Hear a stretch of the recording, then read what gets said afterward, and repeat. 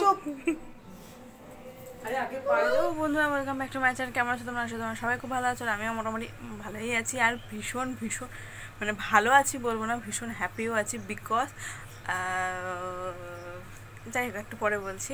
আমি দেখতে পেয়ে স্নান করে নিয়েছি, স্নান হয়ে গেছে। আর এই যে শাড়ি গোছাচ্ছি, আর বিছানা তোলা হয়নি। বিছানা আমি আজ তুলতে পারবো না, দেরি হয়ে যাবে। এই যে শাড়ি গোছাচ্ছি, সব সাজিয়ে ঢেলে রেখেছি।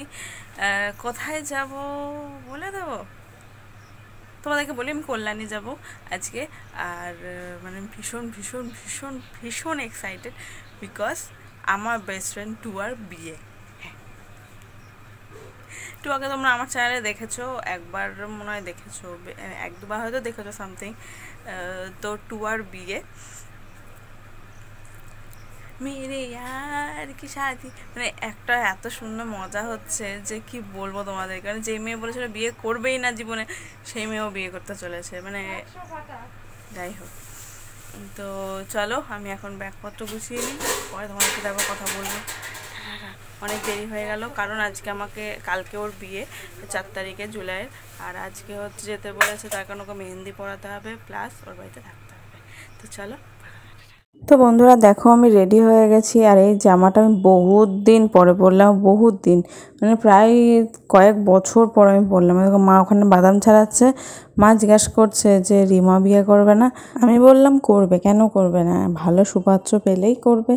মা বললো ঠিক আছে। তা ওখানে বাবাও বসে আছে, আর আমি ওয়েট করছি বৃষ্টি কমার, যে কখন বৃষ্টিটা কমবে আর আমি কখন বেরোবো। আমি ভীষণ এক্সাইটেড যাওয়ার জন্য। তো যথারীতি আমি চলে এসেছি স্টেশনে, এসে ট্রেনে উঠে পড়েছি। আর আমি রানাঘাট লোকাল ধরছি 10:10-এর, 10:10 আমাদের এখান থেকে ছাড়ার টাইম। এখন টাইমটা চেঞ্জ করেছে, 10:14 করেছে। তা 10:14 ট্রেনটা ছাড়বে, আমি যাবো কল্যাণী।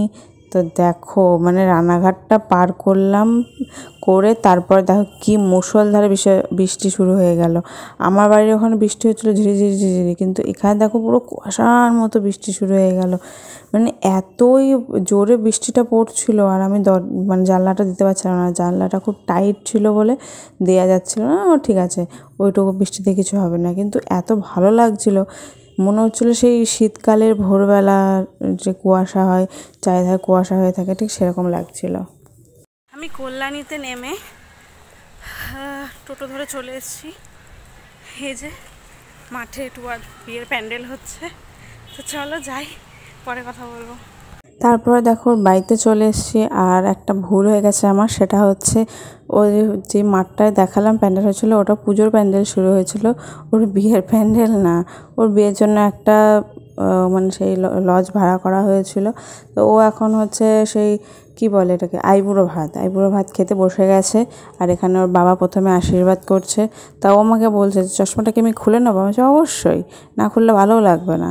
আর একটু মেয়েটা সাজেও না, জানো না। তা অনেক কষ্টে ওকে একটু সাজানো গেল, ও একটু সুন্দর করে সাজলে। আর ও কাঁদছে, ও নিজেই বলছে আমি নাকি কাঁদছি। যদি কাঁদছিস কেন? মানে সত্যি আমার বেস্ট ফ্রেন্ড আমার মতনই তার কাটা। মানে আমিও এরকম মাঝে সাঝে কাজকর্ম করি, ও ঠিক তাই।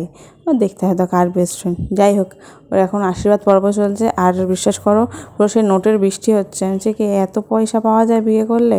ঠিক আছে, অসুবিধা নেই। মানে খুব মজা করছিলাম। আর ও দেখো কেঁদেই যাচ্ছে।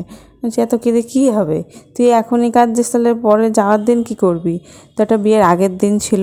তো আমি আর পরে বেশি ভিডিও করিনি, কারণ আমি মেহেন্দি পরানোর জন্য এসেছিলাম। আর সবাইকে মেহেন্দি পরিয়েছি, অনেকজনকে মেহেন্দি পরিয়েছি। ভীষণ ভালোও লেগেছে আমার মেহেন্দি পরিয়ে, আমি খুব খুশি হয়েছি। আর তারাও খুব খুশি হয়েছে আমার কাছে মেহেন্দি পরে। মানে তারা যে এতটা খুশি হবে আমি কখনো ভাবতে পারিনি। আর কিছুক্ষণের মধ্যে এর বাড়ির সবাই আমাকে নিজের মতন করে নিয়েছে। আমি ভাবতে পারিনি কোনোদিনও যে আমি একটা অচেনা জায়গায় গিয়ে, অচেনা একটা বাড়িতে গিয়ে সবাই আমাকে এত কাছের করে নেবে। বান্ধবীর মা মাসি ঠিক আছে, তারা আমাকে চেনে, বাট আদার্স তো কেউ চিনতো না। খুব মজা করেছি, মানে প্রথম দিনটা আমার খুব ভালো কেটেছে। তো যাই হোক বন্ধু, আজকের মতো ভিডিওটা এখানে এন্ড করছি। টাটা, ভালো থেকো তোমরা।